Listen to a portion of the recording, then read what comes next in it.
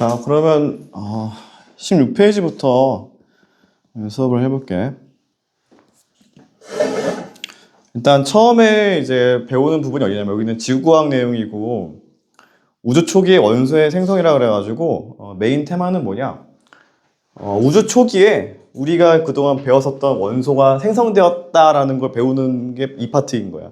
그래서 먼저 우리가 그동안 배웠었던 화학에서의 원소교가 혹은 원자가 언제부터 등장했는지 우주 역사에서 그 이제 우주적인 관점에서 이제 보는 게 첫 번째 파트라고 보면 될 것 같고, 여기서는 사실 지구과학 내용이 메인이고 거기에 추가적으로 화학적인 내용이 섞여 있다고 보면 될 것 같아요. 약간 지구과학과 화학과의 어떤 그런 말 그대로 통합과학의 의미가 원래 그런 의미거든. 통합과학의 의미는 원래 물과 생지를 유기적으로 잘 엮어서 설명하겠다라는 게 통합과학의 원래 목적이거든. 그래서 그렇게 엮은 것 같아요. 볼게. 교재로는 16페이지에 우주 초기의 원소의 생성 부분이고 첫 번째 A 파트부터 볼게. 자, A는 이제 메인 내용이 스펙트럼과 우주의 원소 분포라고 써 있고, 첫 번째 1번이 스펙트럼에 대한 내용이야. 일단 스펙트럼에 대한 정의는 우리가 중학교 2학년 때 처음 배웠었고, 뭐냐 얘가 도대체 뭐냐면, 우리가 어떤 빛이 이렇게 있으면은 이러한 빛을 프리즘이라 그래가지고 빛을 파장에 따라서 분리할 수 있는 어떤 유리가 있어요. 이름이 프리즘이고, 사실 우리가 보는 이런 백색광도 마찬가지로 얘도 이런 백색광도 파장에 따라서 우리가 분류해보면은 빨주, 노초, 파남 뭐 이런 식으로 분리가 돼, 빛이. 그래서 뭐 빨간색 빛이 구조되면서 빨간색 빛, 그 다음에 뭐 주황색 빛, 그 다음에 뭐 파란색 빛, 이런 식으로 나오는 게 이제 스펙트럼이야. 그러니까 여기서 나오는 어떤 색의 띠, 이런 식의 요 색의 띠가 바로 스펙트럼이다라고 보면 될 것 같아.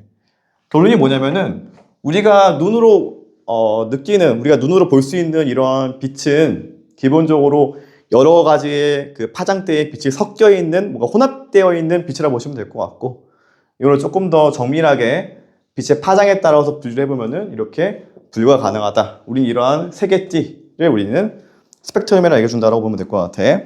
그래서 교재 나와 있죠, 여기. 그래서 적외선부터 빨간색부터, 적외선 빨간색부터 보라색, 자외선, 그런 식으로 하나 봐볼게. 내가 이 색의 띠를 다시 보면은 이렇게 가로로 보는 게 우리가 보통 봤던 스펙트럼의 모습이겠지? 대부분 이래요. 보통 자, 여기 빨간색 빛이 있으면은 반대편에는 내가 색깔이 없어서 못 그리겠는데 반대편에는 보통 보라색 빛이 있어요.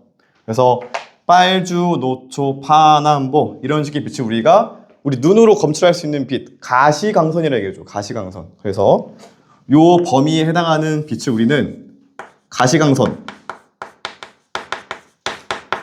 이라고 얘기해주고, 근데 우리 눈으로도 볼 수 없는 빛들이 있어. 예를 들면은 빨간색 그 이외의 빛, 여기에 위치한 빛도 있거든. 우리 눈은 못 봐. 뭐냐? 여기 이 파트가 적외선.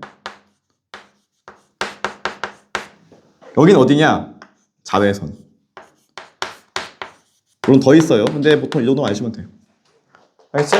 그래서 암기하기도 쉬운 게 적색이니까 적색 바깥에 있는 선. 여기는 보라색이니까 그게 원래 자거든, 자색. 그래서 보라색 바깥에 있는 선, 자외선 이렇게 이해하시면 되고, 파장을 보자면은 제가 볼게.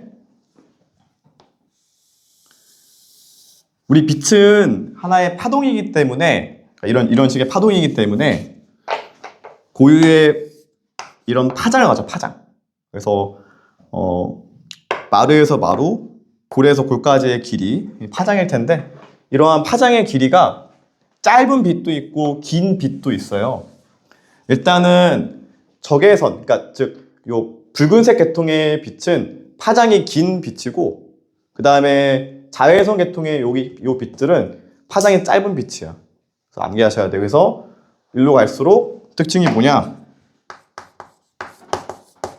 파장이 짧아진다 라고 체크하시면 될 것 같아.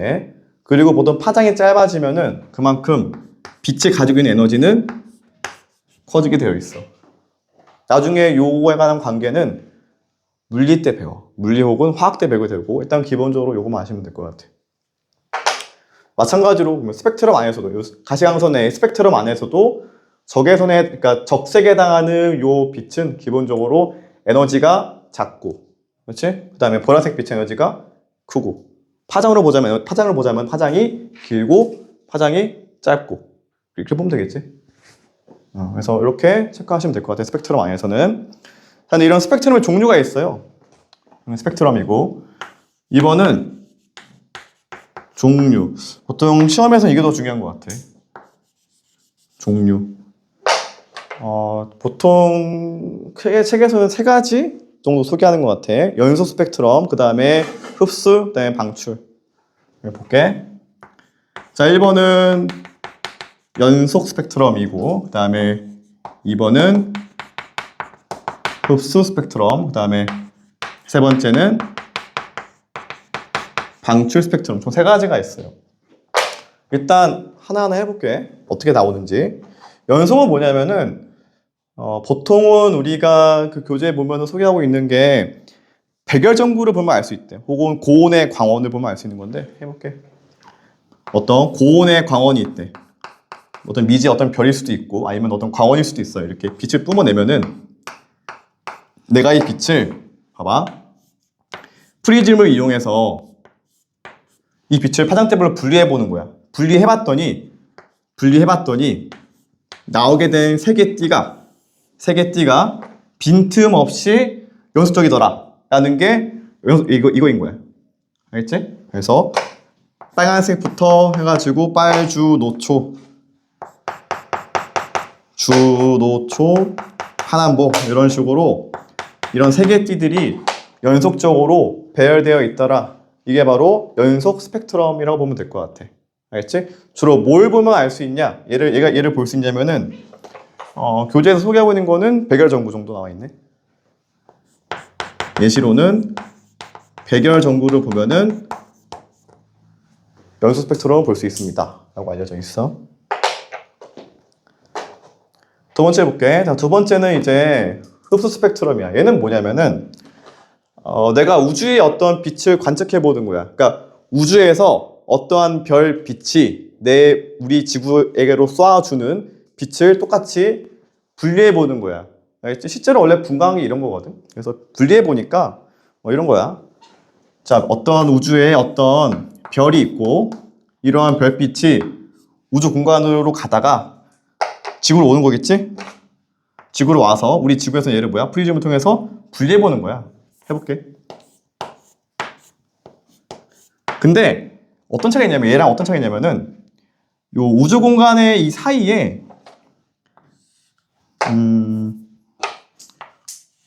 이 경로 사이에 어떤 저온의 기체가 위치해 있는 거야. 저온의 기체가 위치해 있다.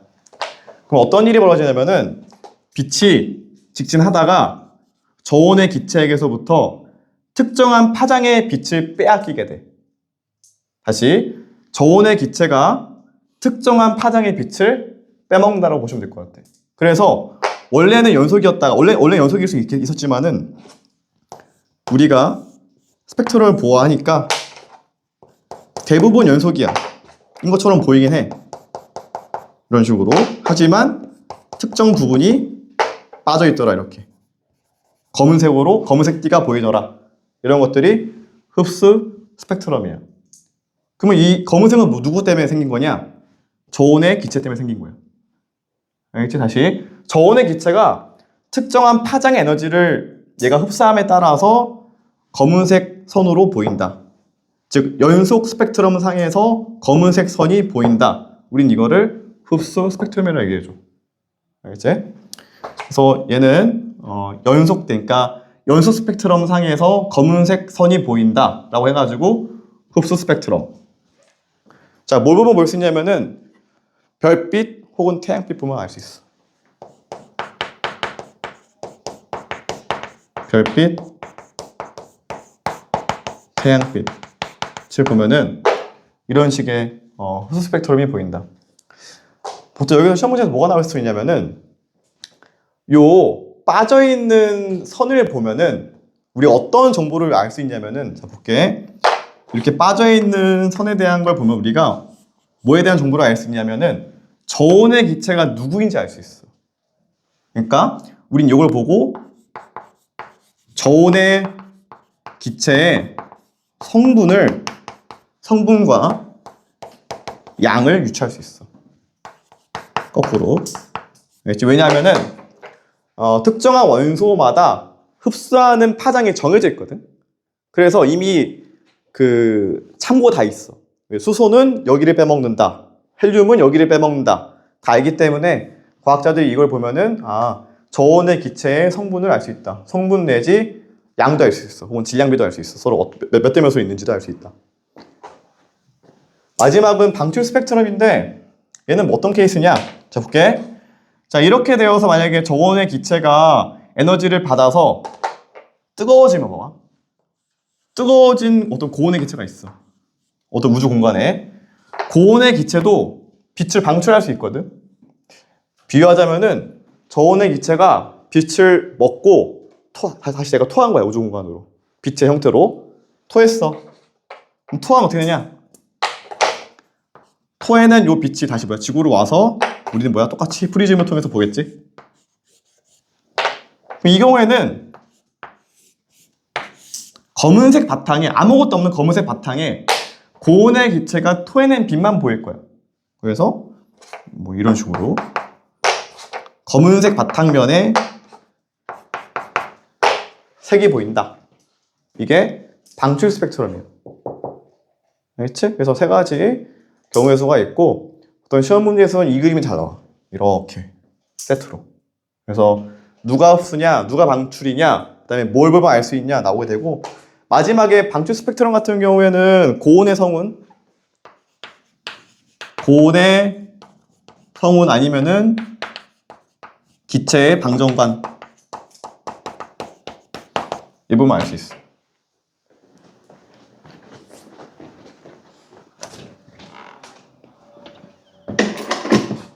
잠시 10개. 그래서 여기까지가 스펙트럼에 대한 내용. 학교 시험 문제에서 1번 이제 1번이 아니구나. 이 파트에서 첫 번째 내용인 거예요. 한 문제 내지 두 문제 정도 나올 수 있어요. 여기서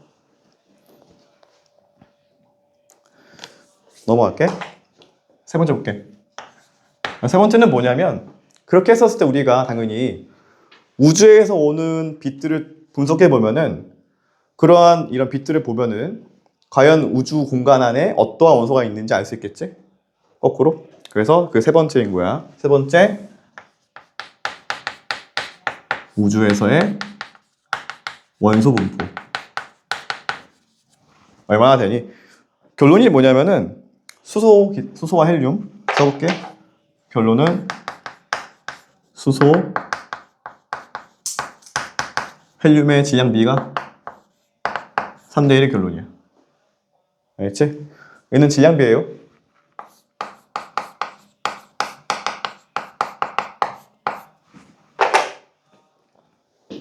그래서 교재에 써있지. 교재 보시면은 이거 밑줄 그어볼게. 자, 1번 천체의 스펙트럼과 원소의 스펙트럼에 나타나는 선의 위치, 파장, 그러니까 위치, 선의 위치, 밑줄 그으시고, 선의 위치, 밑줄 그으시고 보고 천체를 구성하고 있는 원소의 종류 알 수 있다. 밑줄 그으시면 돼. 즉 선의 위치가 원소의 종류. 써볼게. 다시 되게 중요해요. 스펙트럼 상에서의 선의 위치는 뭐에 대한 정보니? 어떤 원소인가? 이거에 대한 정보인 거고, 두 번째, 선도 선폭이란 게 있어. 그 두께. 그래서 선폭에 따라서 원소들의 어떤 질량비 알 수 있어. 그래서 두 번째가 질량비겠지. 선폭에 따라서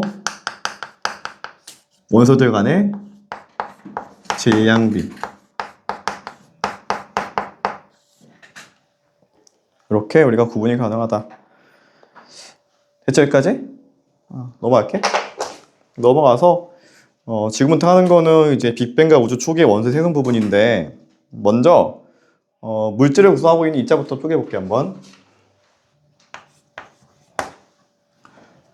두 번째 파트가 이제 빅뱅과 우주 초기의 원소의 생성이고 첫 번째가 물질을 구성하고 있는 입자부터 볼게. 우리가 지금부터 하는 건 처음 배우는 내용이라고 보면 될 것 같아요. 아마 얘도 처음 배울 수 있겠지만은. 우리가 기본적으로 모든 물질은 원자로 구성이 되어 있고, 그렇지? 원자는 두 가지로 쪼갤 수 있지? 핵과 전자였어. 그렇지? 원자핵과 전자로 분류가 가능하고, 다시 원자핵은 양성자하고 중성자로 또 분류가 가능해. 됐어? 그 다음에 마지막. 좀 처음 배우는 건데, 양성자는 또다시 뭐로 분류가 가능하냐? 얘는 업 쿼크 2개랑 다운 쿼크 1개로 구성이 되어 있고, 중성자는 업 쿼크 1개, 다운 쿼크 2개로 구성이 되어 있어. 알겠지? 여기까지 배우는 게 통합과학 내용인 거야. 그러니까 최대한 쪼개 본 거야. 그다음 지금부터 이제 어떤 얘기 할 거냐면은 구성 단계 봤으니 각 입자마다 가지고 있는 전하량 볼게. 전하량. 먼저 업커크 같은 경우에는 요 업커크 1개당 플러스 3분의 2 전하량을 가지고 있어. 상대적으로. 그 다음에 다운커크는 이 녀석 1개당 마이너스, 얘는 음전하량 3분의 1 전하량 가지고 있어. 그래서 여기까지? 그럼 볼게. 3분의 2짜리가 2개 있고 마 3분의 1짜리가 하나 있으니까 더하면 뭐가 나와? 플러스 1 나오지. 그렇지? 3분의 2 곱하기 2, 3분의 4 마이너스 3분의 1 하면 뭐가 나와? 1 나오니까. 그래서 양성자의 전하량 플러스 1. 반면에 중성자는 업 하나, 다운 2개니까 전하가 없다. 혹은 0. 전하를 가지고 있지 않는다. 그러므로 핵은 양전하와 그 다음에 전하가 없는 중성자를 가지고 있기 때문에 더하면 뭐가 나와? 더하면 플러스겠지. 그래서 얘는 핵이란 거는 결국에는 양성자의 전하량을 따라간다. 그래서 얘는 어쨌든 플러스를 가지고 있다. 전자 같은 경우에는 마이너스겠지? 마이너스. 정확히는 1개당 마이너스 1이야. 1개당 마이너스 1. 그러므로 원자 같은 경우에는 핵의 플러스, 전자의 마이너스 합쳐서 뭐가 나온다? 중성. 전하가 없다. 전개적으로 중성이다. 이렇게 보면 될 것 같아. 알겠지? 여기까지가 물질을 구성하고 있는 이제 입자 구성 단계이면서도 그 다음에 전하량 관계인 거예요. 이 전하량 값은 상대값이기 때문에 어떤 절대값이 아니거든. 근데 보통 우리가 이렇게 외우시면 될 것 같아. 업 3분의 2, 다운 마 3분의 1. 그래서 양성자 하나당 플러스 1. 알겠지? 보통 기호로는 이렇게 써. 볼게. 기호로는 양성자는 주로 프로톤, P라고 쓰고 중성자 N, 뉴트론이라 써. 알겠지? 쿼크는 그냥 U, 업은 U 쓰면 되고 다운은 D 쓰면 돼요. 일반적으로 기호로는. 알겠지? 되니 여기까지? 자, 그러면 우리가 지금 가장 작은 단위부터 큰 단위까지도 본 거고 혹은 큰 단위에서부터 작은 단위로 본 거야 지금까지. 알겠지? 얘를 아셔야 그 뒤에 나와 있는 교재 17페이지에 나와 있는 빅뱅 우주론 단계에서 입자의 생성 과정을 우리가 정확히 알 수가 있다. 자, 한번 해볼게. 저기서부터 해볼게. 넘어가서 두 번째 해볼게. 자, 두 번째는 빅뱅 우주론에 관한 내용이고 일단 학교에서 이거에 대해서 자세히 배울 수도 안 배울 수도 있는데 일단은 빅뱅 우주론만 배워볼게.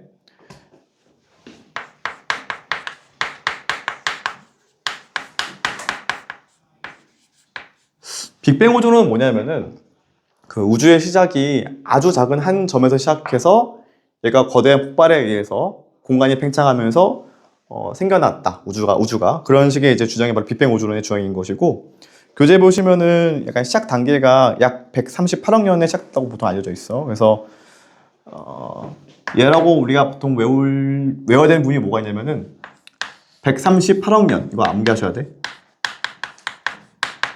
전에 한 점에서 시작되었다 정도만 이해하시면 될 것 같고, 더 중요한 거는 이 빅뱅 우주론에서의 시간에 따라서 어떠한 입자가 생성이 되었냐를 아는 게 더 중요해. 넘어가 볼게. 자, 우리 세 번째 볼게. 세 번째는 뭐냐면은 빅뱅 우주론에 따른 입자의 생성 과정이라는 게 있어요. 입자의 생성 과정. 일단 내가 여기다 간단히 쓰는 거랑 교재에 있는 그림이랑 같이 보면 될 것 같아. 알겠지? 해볼게. 첫 번째, 빅뱅이 시작했대. 그럼 시작했으면은 빅뱅 후에 최초의 입자가 생겨났거든? 최초의 입자가. 자, 처음에는 빅뱅 이후에 최초의 입자가 생성이 돼. 누구냐? 자, 여기서 우리가 배워야 될 게 뭐가 있냐면은 처음에 가장 최초로 한 게 누가 있냐? 쿼크랑 전자야. 가장 작은 단위인. 그래서 교재 보시면은 쿼크 전자 써 있지? 그래서 최초에는 쿼크, 전자 이 두 개가 먼저 생성이 돼. 알겠지? 당연히 쿼크랑 하면은 업, 다운 다 포함하고 있는 거야. 업, 다운 다 포함하고 있는 거예요. 여기. 알겠지? 두 번째 볼게. 두 번째는 뭐냐면은 전자는 그대로 있고 이제 여기서부터 양성자,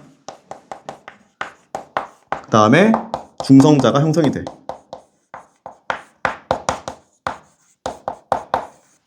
어떻게 생긴 거냐면, 자, 양성자는 업 2개, 다운 하나, 즉 3개의 쿼크가 모여서 만든 거지.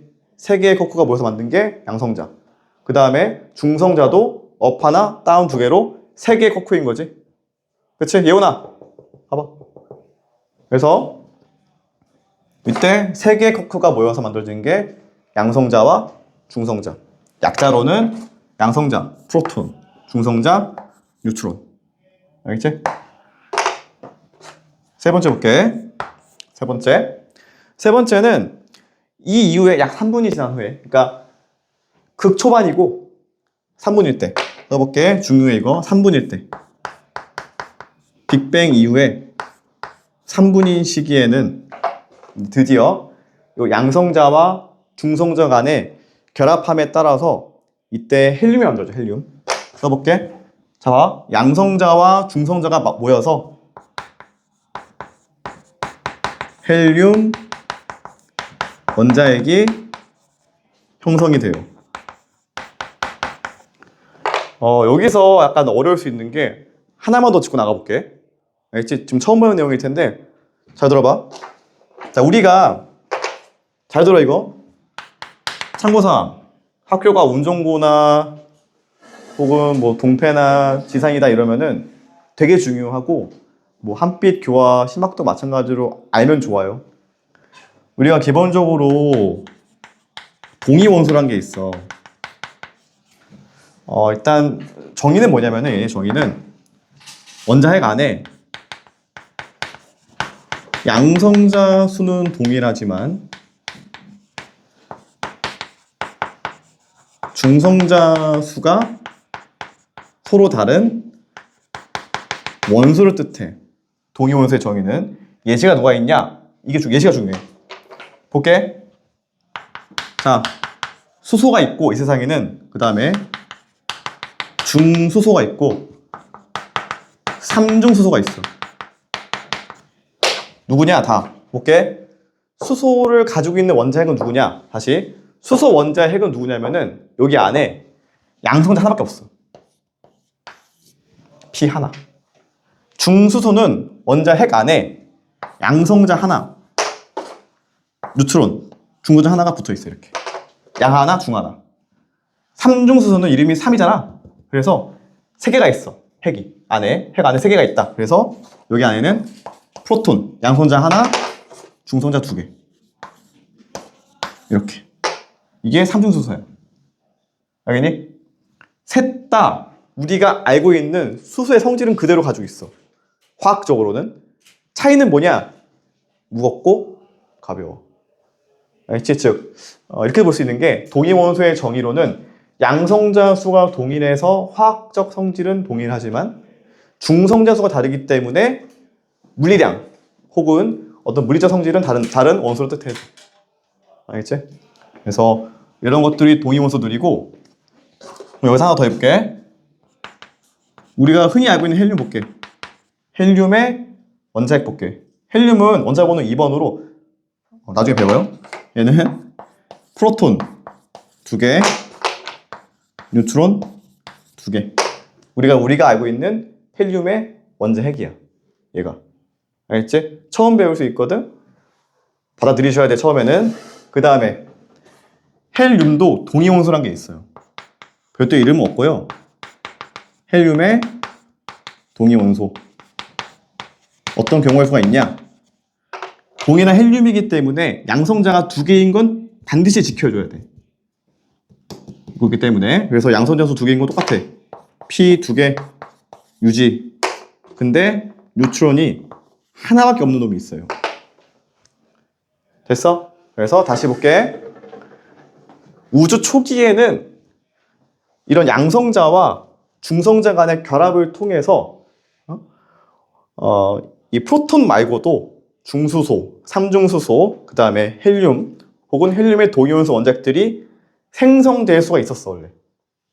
알겠지? 다시 볼게.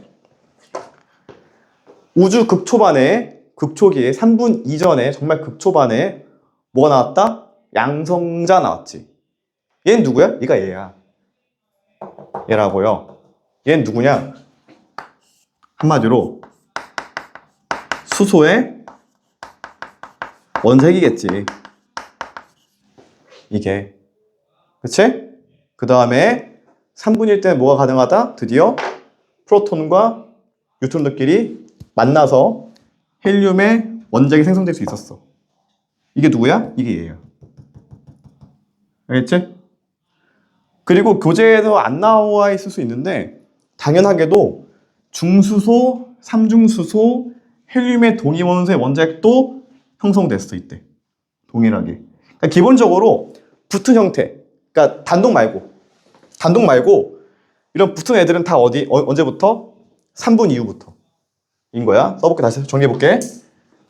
얘네들은 시기상 3분일 때. 3분 이후에 형성된 놈들이고 오로지 수소의 원자핵만 3분 이전이었던 거야. 엄청 중요하고 보통 학교 시험 문제에서 낚고 싶다. 여기 낚을 거야. 여기. 왜냐하면 이게 약간 우리가 보통 외울 때 3분 이전에 극초반일 때는 수소 원자핵이라고 암기하셔야 되고, 그래서 3분부터는 헬륨 원자핵 및 나머지 아이들 이렇게 다 알고 있어야 돼. 알겠지? 근데 보통 암기할 때 뭔가 외우기 좋은 게 이런 거지. 두 번째에서는 양성자, 중성자, 세 번째부터는 수소와 헬륨 원자핵 이라고 하기 좋은 거야. 뭔가 그 느낌이 구조상. 근데 수소라고 쓰면 틀린 거라고요. 알겠지? 수소는 3분 이전에 극초반 시기, 극초기. 그 다음에 헬륨 원자핵 외 나머지 붙어있는 형태는 3분부터인 거야. 알겠지? 시험에 엄청 잘 나오고 많이 낚여. 이거 강조 안 하면 조심하셔야 되는 부분 중 하나다. 그래서 세 번째 이렇게 되어 있고, 그 다음에 네 번째 볼게. 네 번째는 시기상으로는 시간이 훌쩍 흘러서 빅뱅 후 38만 년. 중요해, 이거 암기해 줘야 돼. 38만 년일 때 이때는 약 온도가 3000켈빈이었대. 우주의 온도가. 이것도 암기하셔야 돼. 3000켈빈. 3000켈빈인 시점에 다시 시간이 충분히 흘러서, 다시 볼게. 충분히 흘러서 시간이 흐를수록 점점 우주의 온도는 내려가게 되고 점점 우주는 식고, 그 다음에 우주의 공간은 점점 팽창하게 되고 공간은 점점 커지게 되고, 그랬을 때 우주의 밀도도 감소하고 밀도 내지 온도는 감소하고 있고 공간은 커지고 그러한 과정에서 충분히 식고 시간이 충분히 흘렀을 때부터는 드디어 다시 볼게.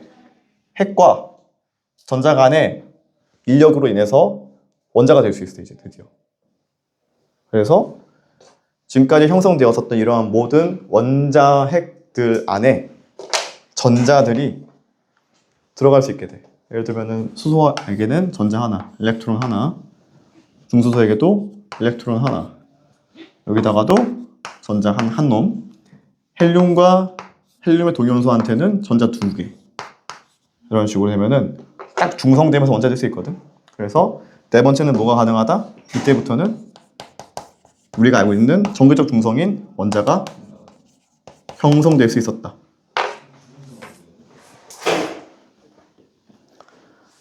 자, 여기까지가 입자의 생성 과정이라 보면 될 것 같아. 물론 더 자세한 내용도 원래 있거든. 일단 좀 잠깐 제외한 거고 간단히 보면 이렇다고 볼 수 있고 추가적으로 뭘 더 알아야 되냐면은 다시 볼게. 빅뱅 시작부터 원자 형성 전까지는 여기까지 전까지는 우리가 보통 어떻게 얘기하냐면은 불투명한 우주라고 얘기해줘. 불투명 우주.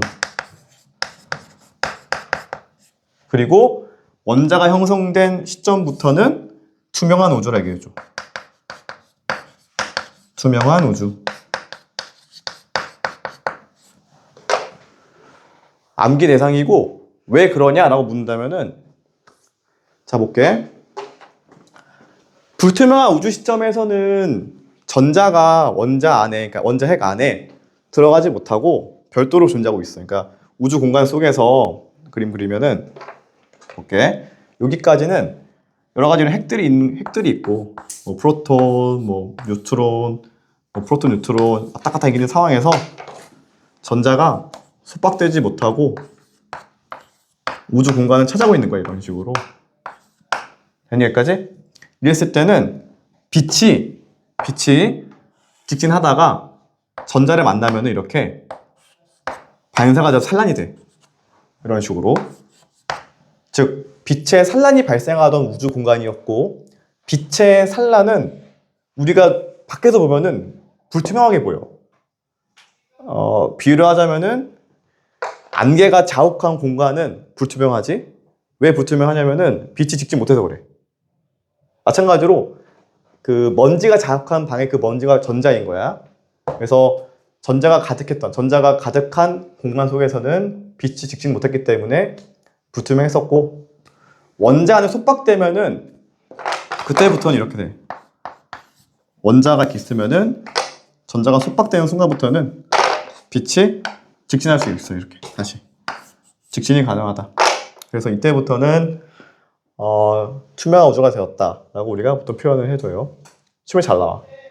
다시 우주의 불투명과 투명을 결정짓는 그 시점은 38만 년인 거야. 알겠지? 자, 마지막으로 이것만 하고 쉴게. 마지막에 네 번째 빅뱅 우주론의 증거야. 증거가 두 가지가 있어요. 자, 첫 번째는 수소와 헬륨의 질량비 3대1. 수소, 헬륨의 질량비 3대1. 자, 우리가 이게 왜 나온 거냐면은 다시 볼게. 스펙트럼을 통해서 우주에서 오는 빛들을 보아하니 우주에 존재하고 있는 수소, 헬륨은 3대1이다 라고. 이건 뭐야? 실험적 결과야. 실험적 결과야. 이건 뭐냐면은 이 이론을 최초로 창시했었던 가모프라는 사람이 수학적으로 계산했었을 때 계산적 결과인 거예요. 이건.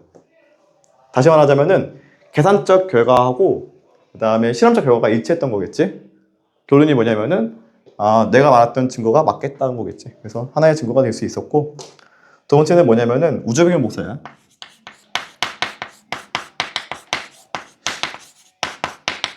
얘는 우주가 탄생한 배경을 설명할 수 있는 복사라고 이해하시면 되는데 얘가 누구냐? 그게 이 빛이야.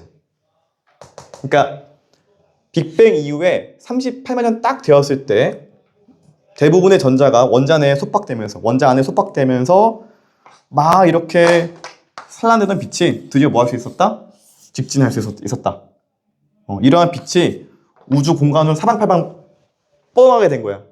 뭐 예를 들자면은 우주가 점점 팽창하는 과정에서 38만 년일 때 모든 공간에서부터 빛이 뻗어나갔다. 이런 식으로 사방팔방 균일하게. 그리고 이러한 빛은 지금도 관측이 돼. 지금도. 그래서 애초에 요 과정도 계산적 결과이기 때문에 계산적 결과 이러한 빛이 지금도 관측될 것이다라고 예측했었고, 가버프라는 사람이 실제로 관측이 돼. 지금도. 그래서 이 두 가지가 가장 크리티컬한 증거가 될 수가 있고요.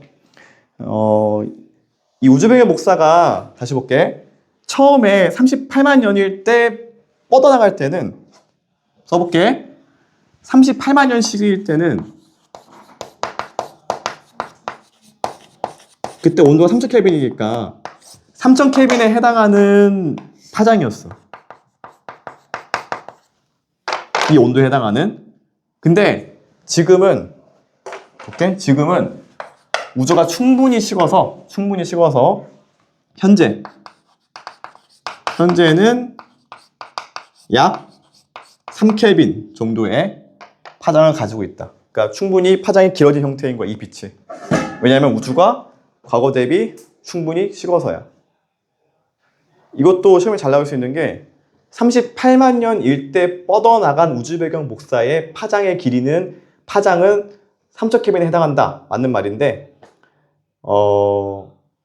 이때 3켈빈이었다. 그건 틀린 말인 거고, 지금도 3000켈빈이다. 그것도 틀린 말인 거예요. 과거에 3000켈빈, 지금은 3켈빈.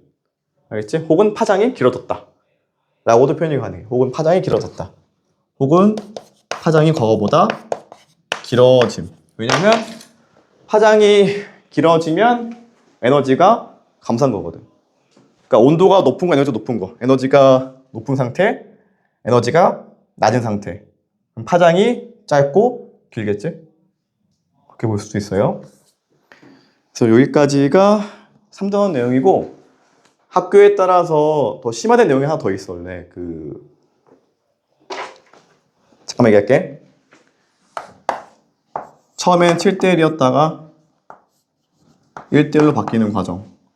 이것도 하나 있거든. 그래서 이거는 이따가 할게. 다시 잠깐 쉴게.